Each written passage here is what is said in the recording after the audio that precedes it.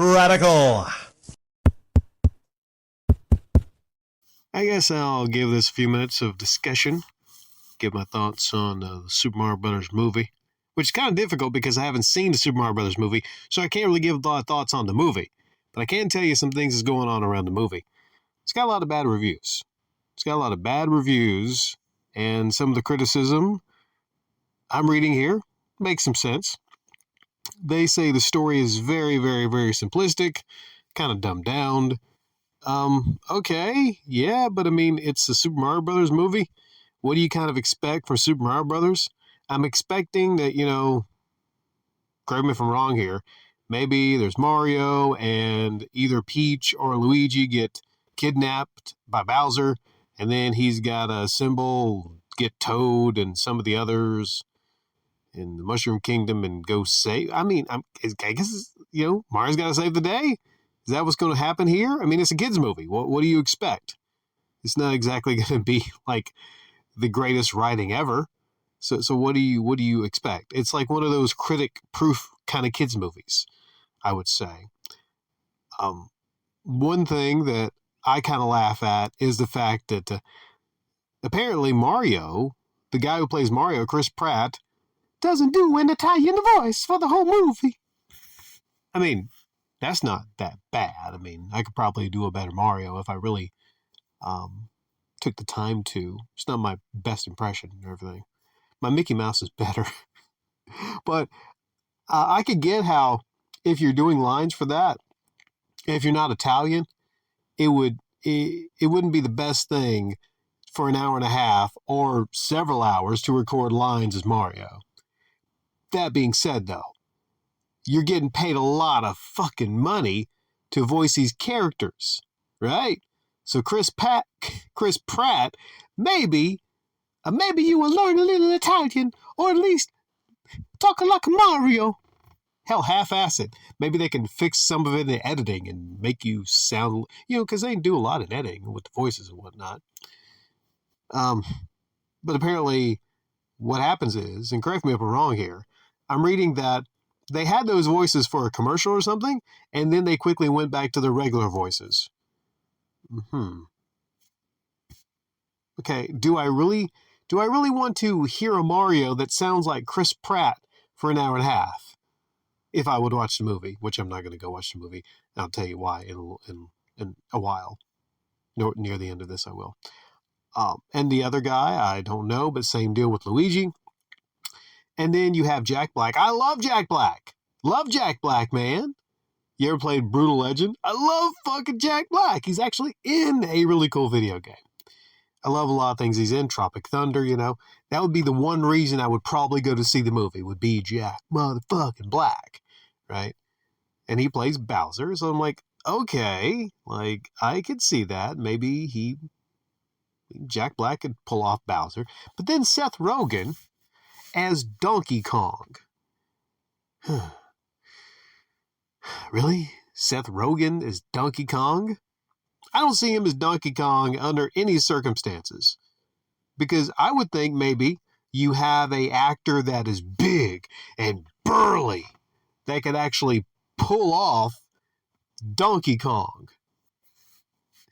It just would take me out of it to actually have like regular ass sounding voices as these iconic characters. Yeah, definitely iconic characters, not a question. Donkey Kong, Mario, Luigi, these are iconic characters.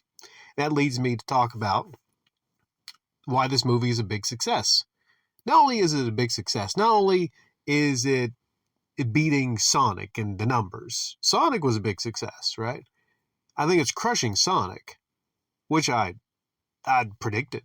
I mean, not officially on here, but I predicted that it would, because you look at Nintendo and how big Nintendo is. You look at Sonic. Okay, Sonic's big, right? But Nintendo is far bigger.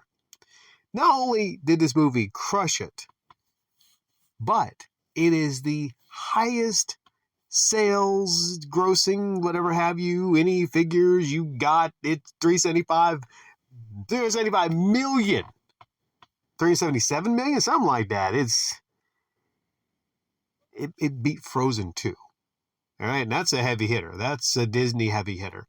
So we got a situation right now to where Nintendo and their characters, arguably, movie-wise, a bigger cash cow, potential cash cow, than Disney characters. That is crazy to think. I wonder if they do like a crossover, like Mario and Pokemon. Man, wouldn't that be like, that would be double, triple money right there. And I mean, it's just, people go to see this movie with their kids. People that grew up playing Mario, they go see this movie with their kids. So it has broad appeal, it does. Plus, it's also animated. Just the fact that it's animated gives it broad appeal versus the first Mario Brothers movie, which I don't know what the hell they were thinking there.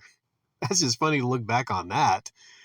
I mean, John Leguizamo and Bob Hoskins was his name. I mean, they're good actors and everything. And the guy that was in Speed, the bad guy, it's just like, this kind of movie really doesn't work, I think, as live action. It just doesn't. You have to have it be cutesy and animated and have these worlds looking like some shit out of Pixar or something like that. You have to. I've seen the trailer. I've seen bits of it.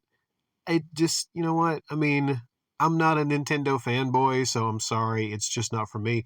Now we get to a point where why I'm not going to watch it. Or, I mean, I would watch it if it was like on a DVD I was testing for the flea market.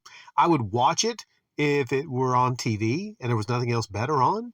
But I'll be damned if I'm not only going to go out and pay money, like $10, $12, $15 to sit down and watch a fucking kids movie for an hour and a half. I'm sorry, I'm not going to pay money to watch a kids movie unless an incredibly attractive female is really into Mario. Then, you know, I might do it under those circumstances, right? But, you know, it'd be in the pursuit of some nookie would be, you know, right? Because, I mean, if I'm just going in there alone to watch a kids movie, I would feel weird in a theater. Because, like, I don't have any kids, and I'm not there with a female that's really into the cutesy characters, right? And there are a lot of females out there that are into the Mario characters and the Peach and whatnot, right? Because they're cutesy characters. They're so cutesy, right?